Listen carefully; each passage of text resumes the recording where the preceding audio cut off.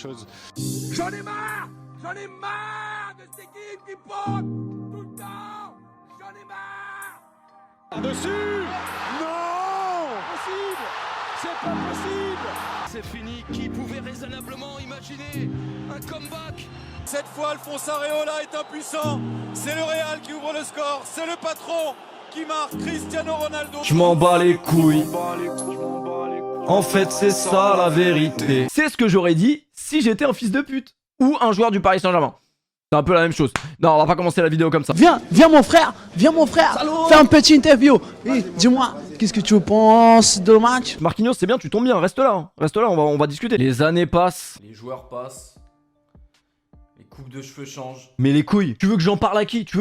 Parce que t'as une meuf, c'est bien. Mais la meuf, elle comprend pas le traumatisme. Elle c'est que du foot. C'est pas que du foot. Les gars, aujourd'hui, je vais pas me cacher derrière l'arbitrage dans cette vidéo, je vous le dis clairement, je vais pas cacher derrière l'arbitrage. Cette décision-là, je la comprends pas forcément. L'arbitrage pour moi, sur ce match, c'est limite secondaire. Bon, je pense que je vais quand même rester debout. J'ai encore des douleurs vu le prix de la place. Quelle est la différence entre le Paris Saint-Germain et Kev Adams? Ah, le Paris Saint-Germain, lui, au moins, il fait rire les Français. Voilà. C'est gratuit. Non mais j'avoue qu'il n'y a pas à dire, hein. Au niveau de l'humour, c'est le haut niveau, hein. Il n'y a pas d'équivalent en France, je pense, que le Paris Saint-Germain. Au niveau du divertissement, moi j'aimerais, hein, vraiment être comme vous là. Je vais essayer de rester calme durant toutes ces vidéos parce que j'ai pris du temps avant de sortir cette vidéo. Alors, vous allez dire, mais qu'est-ce que t'as fait pendant tout ce temps? Vous savez que ça prend du temps quand même, hein. Ça prend du temps de rayer toutes les voitures des joueurs au camp des loges. Bien évidemment, vous l'avez compris, on se retrouve comme tous les ans, ou presque. Arrête de sourire. Arrête de sourire. Moi j'ai respecté, vous savez pourquoi? C'est ouf. Vous savez pourquoi, monsieur Max? Arrête de sourire. Monsieur Max, je vais vous dire pourquoi. Sois normal. Non, rigolez, à votre place, moi je ferais pareil, hein. C'est peut-être la seule fois de ma vie où je me dis que être Marseillais, ça doit être marrant quand même, hein, de voir ce que le Paris Saint-Germain propose à chaque session de Ligue des Champions. Mais je pense que ces mecs-là, faut pas les insulter. Donc j'insulterai pas les joueurs du Paris Saint-Germain, je pense que la seule chose qu'ils comprennent eux c'est les coups. Non, bien évidemment je plaisante, non, c'est pas moi qui ai frappé Kurzawa, je ne fais pas partie de ces gens-là, bien évidemment ça reste que du foot. C'est pas que du foot. Madrid-Paris, 14 heures de trajet, la finalité c'est que pendant 14 heures j'ai réfléchi, et la finalité de ces 14 heures de trajet m'ont permis de me rendre à l'évidence qu'on ne sera jamais heureux en supportant le Paris Saint-Germain. Même si c'est vrai qu'on fait des beaux maillots, hein. Vous avez vu ça, c'est vrai que c'est bien. Tous les ans ou presque, on se retrouve pour toujours la même vidéo. Tous les ans, en fait, on est... Je vais pas dire qu'on est les salopes d'Europe, mais j'en pense pas moins. Le pire match de ma vie, je sais même pas on est au combienième, le 7ème, même Rockies en ont pas sorti autant. Mais non, c'est pas fait éliminer. Neymar il est arrivé avec son enceinte à Bernabeu. Généralement quand Neymar il arrive avec son enceinte, aïe c'est tout pego, aïe. Non franchement je pourrais regarder mes chaussures pendant toute la vidéo pour rendre hommage à Léo Messi, hein, quand même, qui voilà, encore une fois après une nouvelle élimination, une nouvelle humiliation en Ligue des Champions, ça commence à être récurrent pour Léo. Vous savez que je suis le plus grand défenseur de Léo Messi, mais je vais quand même dire ce que je pense. Voilà, après une nouvelle humiliation bien évidemment au coup de sifflet final à Bernabeu, regardez ses chaussures et à tracer dans les vestiaires plutôt que d'aller voir les 2000 personnes qui s'étaient déplacées, hein, quand même de la capitale pour soutenir ces joueurs. Est-ce qu'ils méritent du soutien? Je pense pas. Après je pense que Messi faut pas non plus lui jeter la pierre. Voilà, moi depuis qu'il est au Paris Saint-Germain j'ai quand même bien aimé l'action là, quand il est vous savez quand il déborde là au Parc des Princes.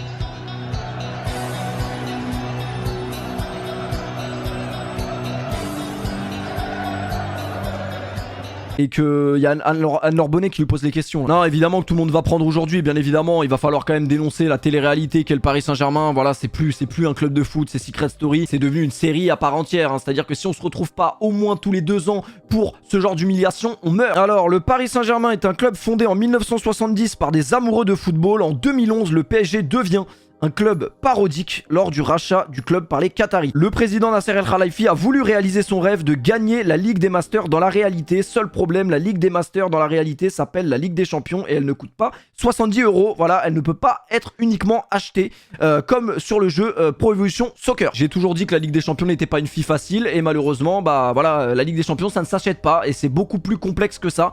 C'est dommage, voilà, si la Ligue des Champions avait un mime, ça se saurait et on l'aurait déjà acheté depuis bien longtemps. Je vous avoue que j'ai eu le temps de réaliser, ça a été un peu dur les premiers jours, là, je vous avoue que je suis encore un peu dégoûté du football. J'ai quand même voulu, là, regarder le dernier match du Paris Saint-Germain. Bon, ils en ont pris 3 à Monaco.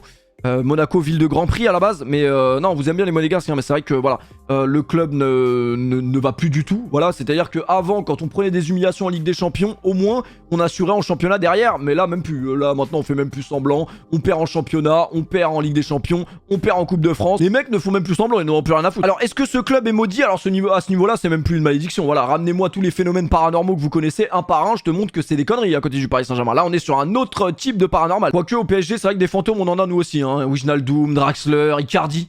Icardi en fantôme, par contre, on le remarquerait assez rapidement. La seule différence, les fantômes, eux, ils gagnent pas d'argent. Nous, on les paye. Personnellement, voilà, on est là, on va comparer les films comme on compare les Rocky. Tu préfères Rocky 3 ou Rocky 1? Ouais, Rocky 1, il était bien. Tu préfères Manchester ou Barcelone? Moi, je préfère à Bernabeu, c'était quand même un truc. La défaite à Bernabeu, les gars, j'ai vraiment du mal à passer à autre chose. C'est vrai que la remontada, ça reste pour moi la plus grosse des humiliations. Mais là, la défaite à Bernabeu, elle ne passe pas. Parce qu'on a encore une fois reproduit des trucs. Moi, je pensais que les vieux démons, les trucs, c'était fini. Mais en fait non, ce n'est pas fini. Ce club va avoir des vieux démons toute sa vie. En vrai, le PSG, c'est la seule équipe d'Europe. Ils arrivent à jouer contre 3 équipes. Le Paris Saint-Germain et le Real. Ils ont joué contre 2 autres équipes, le PSG. Le football est un sport où le Paris Saint-Germain perd contre le Paris Saint-Germain. Voilà, c'est clairement le Paris Saint-Germain qui s'est saboté tout seul. Parce que en vrai, pourquoi cette défaite contre le Real, elle me fait encore plus mal que les autres peut-être? C'est que je me dis, mais ces mecs ne changeront jamais. Ces mecs n'ont rien appris. À chaque fois, on est là, oui, mais les défaites vont nous aider à grandir. Encore une fois, Marquinhos, il sort du match catastrophique qu'il a fait, parce qu'il faut quand même le dire, hein, voilà, même si Marquinhos parle bien français, c'est bien, il est sympa, il a des enfants super sympas, il a une belle famille, on l'adore, voilà, il parle français, il fait des interviews où il pleure. Il est super sympa Marquinhos, mais malheureusement il n'a pas l'étoffe d'un capitaine. Et quand il va en interview et qu'il dit faut continuer à travailler, apprendre, on dit toujours la même chose, faut apprendre avec les erreurs. Faut grandir. T'as pas l'impression que ça fait 35 ans que je fais les pires matchs de ma vie et que la seule chose qui a grandi c'est ma calvitie? Cette même défaite qui devait nous faire grandir, c'est la défaite au Camp Nou 8 ans avant où Marquinhos était un des acteurs qui nous avait foutu dedans aussi. Non mais à un moment donné faut arrêter de se foutre de notre gueule. Même si Marquis, y a rien à dire sur son état d'esprit, c'est un mec qui a une super mentalité, c'est un très très bon défenseur. Là, il est passé à côté de son match contre Madrid, vraiment. Il est passé à côté, je sais pas, il faisait quoi dans la surface, il faisait des talonnades, on comprenait pas ce qu'il faisait. Il est impliqué sur tous les buts. Mais la chose qui est sûre et qui a été flagrante à Madrid, c'est que Marquinhos n'a pas les couilles d'un capitaine. Il a peut-être l'étoffe d'un grand joueur, si on veut, mais les couilles d'un capitaine, il les a pas. Dans cette équipe, il n'y a pas un leader. Il n'y a pas un mec qui a les couilles de parler aux gens, mais ils parlent même pas entre eux, les mecs. Je pense qu'ils parlent même pas entre eux. Vous allez me dire, mais peut-être parce qu'ils parlent pas la même langue. Il y en a pas un qui parle la même langue, c'est peut-être ça. Les mecs ne parlent pas entre eux. Donc à partir du moment où tu veux aller loin avec un collectif qui ne s'entend pas. Collectif métissé, ils parlaient entre eux. Tu vois, ils faisaient de la bonne musique. Enfin, de la bonne musique.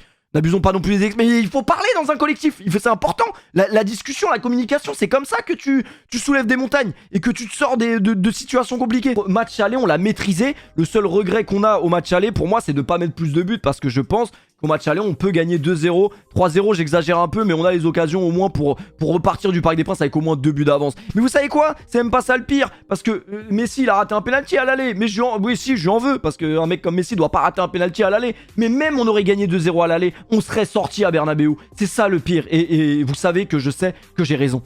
Et ça, c'est abominable. On aurait pris 4-1 si on avait gagné 2-0 à l'aller, je le sais. C'était trop parfait, c'était trop parfait. À la mi-temps, j'étais là, je regardais Bernabeu, je me disais 1-0 à la mi-temps. Mbappé, il a eu le temps de tout faire, passement de jambes, crochet, demander à Courtois s'il y avait des meufs bonnes à Madrid. Il lui a demandé tout et malheureusement, il était hors jeu parce que Alaba est un défenseur très intelligent. C'est pas le cas de tous nos défenseurs.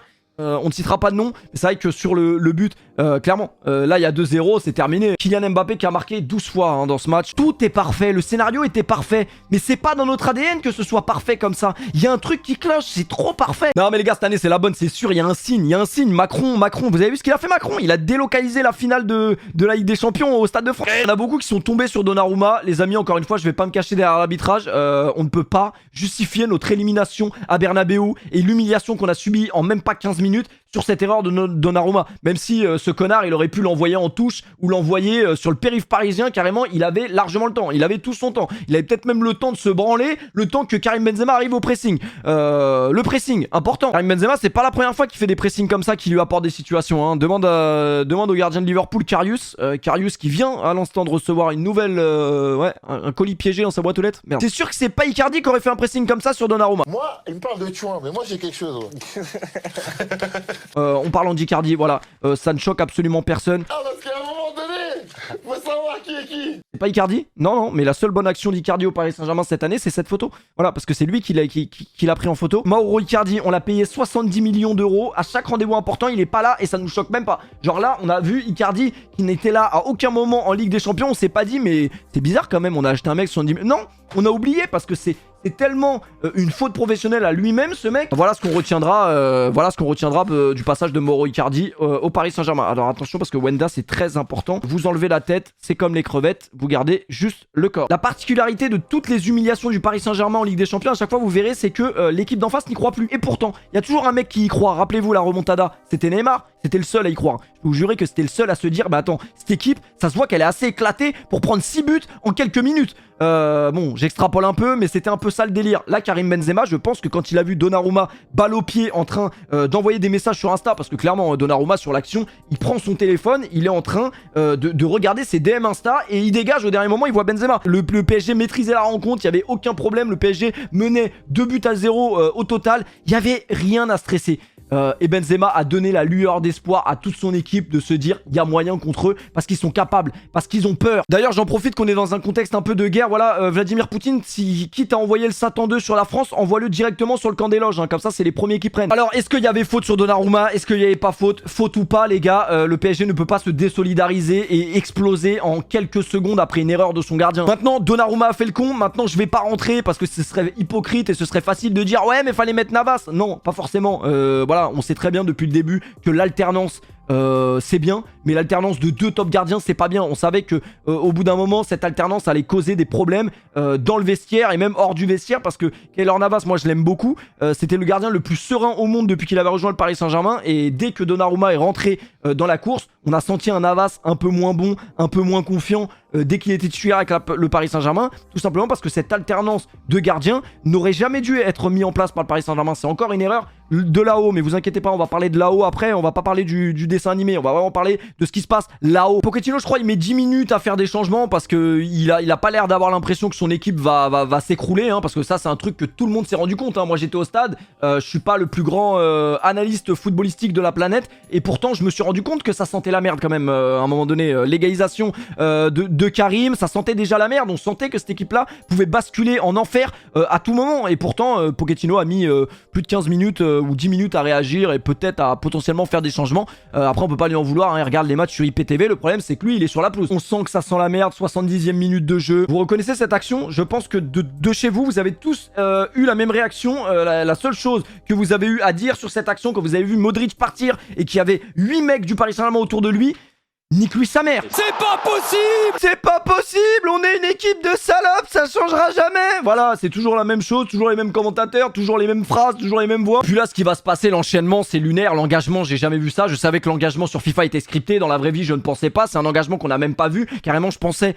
que sur l'engagement, je pensais que c'était le Real. On n'a pas le début de l'engagement pour vous dire à quel point ça a été vite. Mais il y a que nous pour faire ça. Mais vous imaginez quand même, il y a personne qui... Il y a pas un mec dans cette équipe qui est venu parler à tout le monde et dire oh les gars, on est en train de perdre nos couilles là, t'es en train de perdre tes couilles. Vraiment, il y a personne qui n'a parlé, personne n'a parlé avec personne, et on s'est chié dessus. J'avais l'impression d'être au Camp Nou. Je n'étais plus à Bernabeu, je m'étais transporté dans le temps et j'étais au Camp Nou. Le gardien c'était plus Trapp, c'était Donnarumma, il s'était transformé le mec et personne ne réagit. Et vous savez ce qui m'a choqué encore plus que l'engagement? Peut-être pas, parce que c'est vrai que l'engagement il est beaucoup trop choquant, c'est l'une des choses les plus choquantes que j'ai vues dans ma vie, vraiment.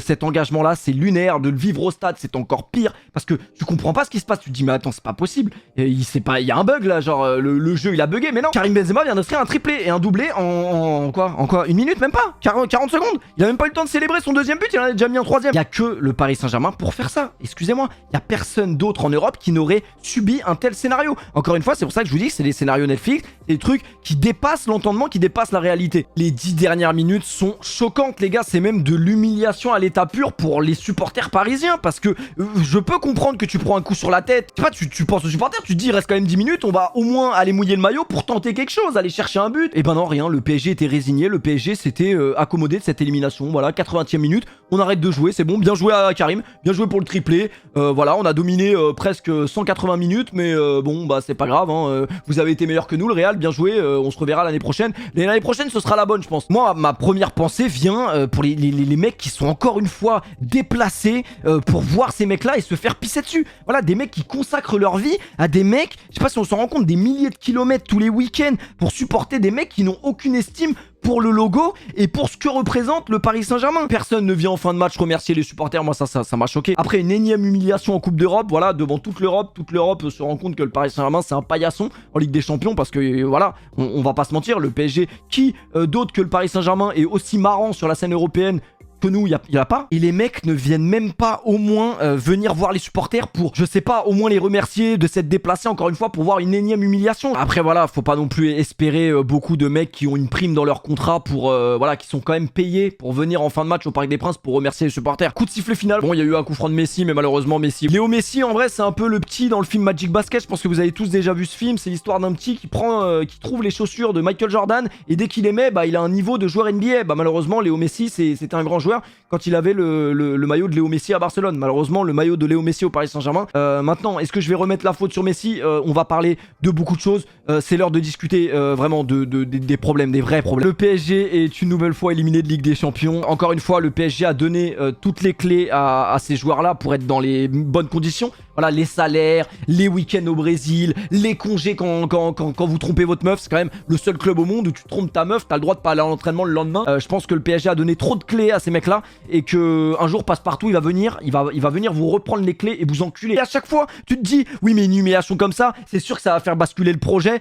Ils vont tout reconstruire, mais je suis même pas sûr. Je suis même pas sûr qu'après cette nouvelle humiliation tout va être reconstruit. Voilà, je suis même pas sûr que Nasser va partir, je suis même pas sûr que Leonardo va partir.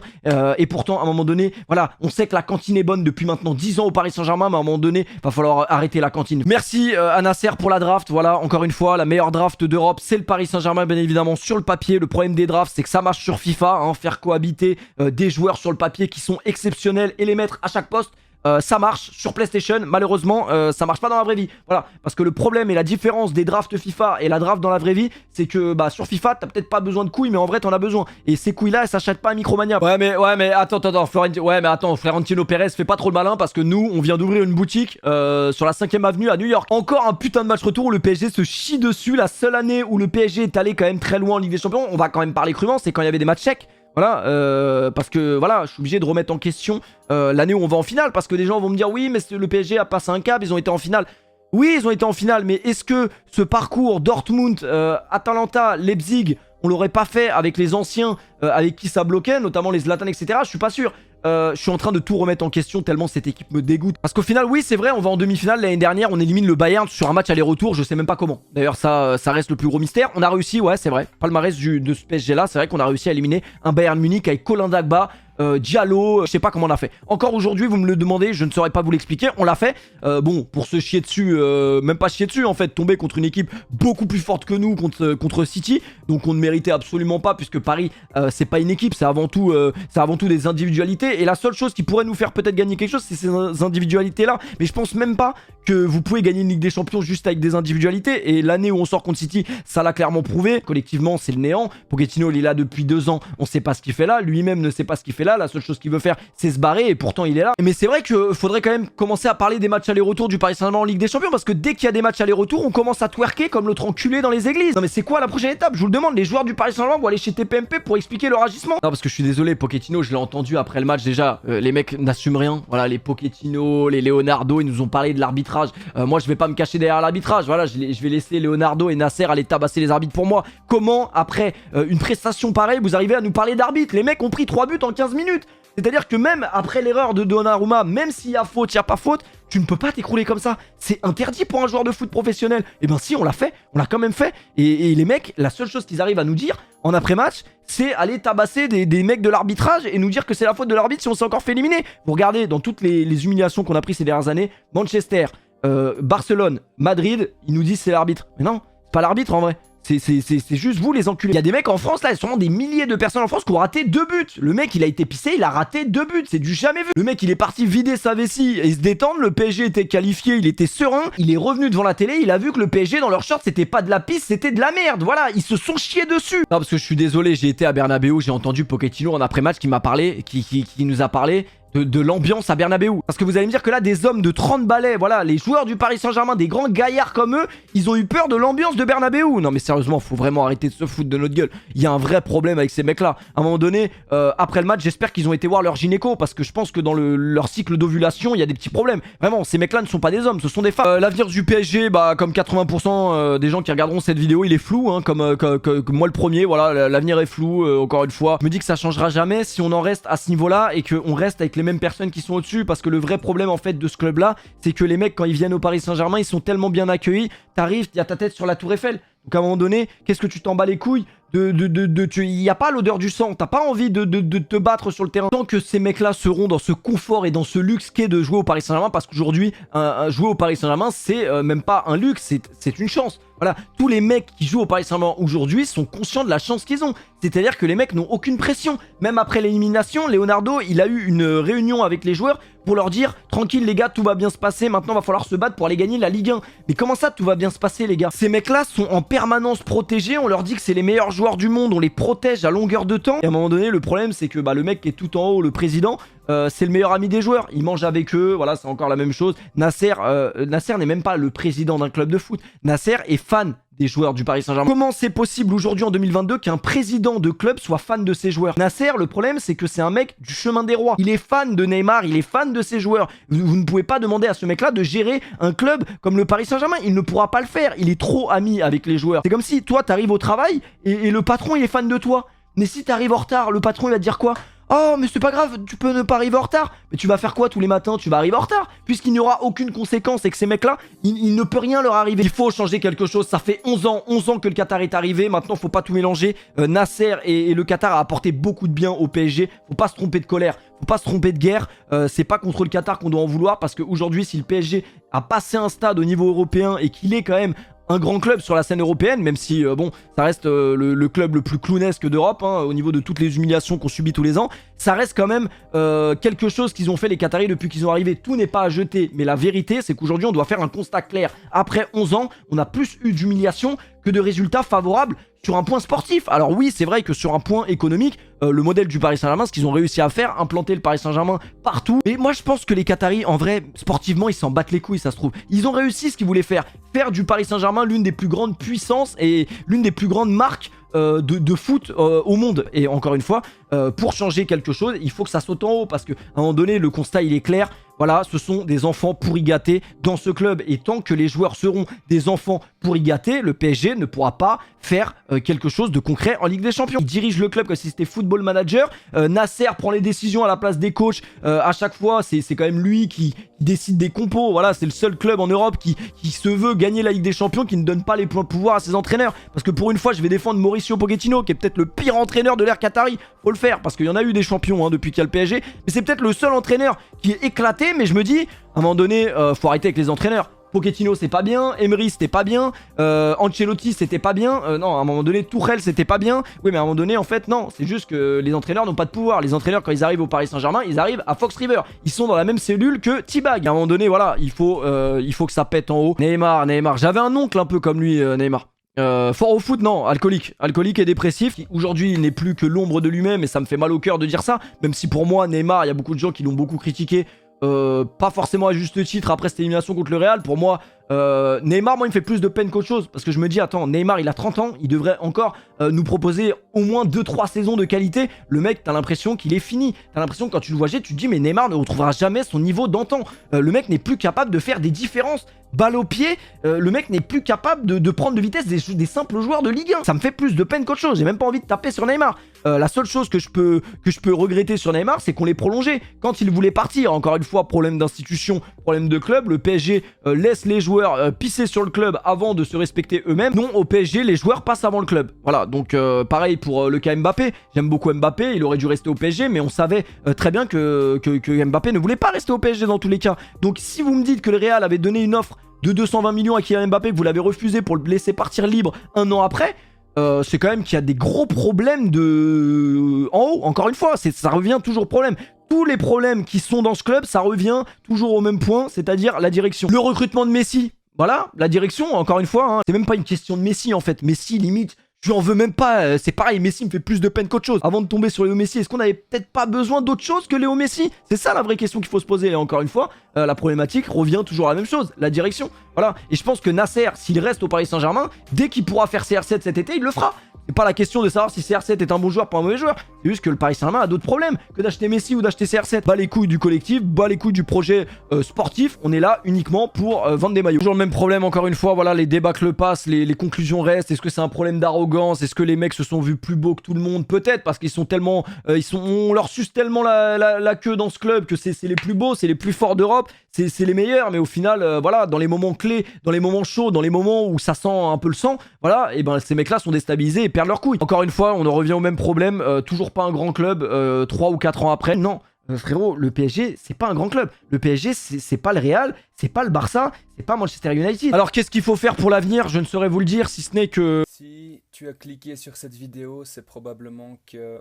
tu penses au suicide. Voilà, le PSG c'est une colonie de vacances, les joueurs font ce qu'ils veulent. Comment tu veux qu'ils passent un cap en Ligue des Champions si en haut, voilà, il n'y a pas de sanctions, il n'y a rien, il n'y a jamais de... Non, c'est pas... Voilà le problème principal du Paris Saint-Germain pour moi, il est là. Peut-être notamment recentrer le projet par la formation. Alors je dis pas qu'il va falloir mettre 11 mecs du centre de formation, non c'est pas ça, mais peut-être plus se concentrer sur ça. On a quand même le plus grand vivier d'Europe en Ile-de-France, donc s'appuyer un peu plus sur la formation à l'avenir, ce serait quand même sympa. C'est une petite idée plutôt que d'aller se jeter directement et offrir des salaires astronomiques à des Brésiliens et des Brésiliens, des Sud-Américains qui sont totalement éclatés. Je pense vraiment qu'actuellement, c'est la pire équipe du Paris Saint-Germain de l'ère Qatari. Vraiment, je pèse mes mots. Les défaites en Ligue 1, c'est devenu quotidien. Aucune équipe en Ligue 1 n'a peur de ce PSG-là. L'avenir est très très dur. Là, les amis, ne pensez pas à l'avenir. Ce qui m'a vraiment fait mal, surtout avec cette élimination, c'est de se rendre compte qu'en vrai, les joueurs de cette équipe n'ont aucun respect pour le Paris Saint-Germain et pour le logo. Et je pense même que ces joueurs-là ne sont même pas atteints par l'élimination. Et c'est ça qui me fait le plus mal au cœur, c'est de me dire qu'il y a des supporters qui vont se rendre malades pour ces mecs-là, qui n'en ont en fait strictement rien à foutre. C'est ça qui me fait le plus mal. Vous pouvez liker pour soutenir un peu les supporters parisiens, parce que carrément, il y a même des Marseillais qui m'envoient des messages, des Lyonnais qui me disent franchement j'aime pas Paris, mais j'avoue limite j'ai de la peine pour vous carrément de supporter cette équipe qui vous respecte pas. Et c'est surtout ça, je pense qu'il faut retenir, c'est que je crois que le PSG ne nous respecte pas.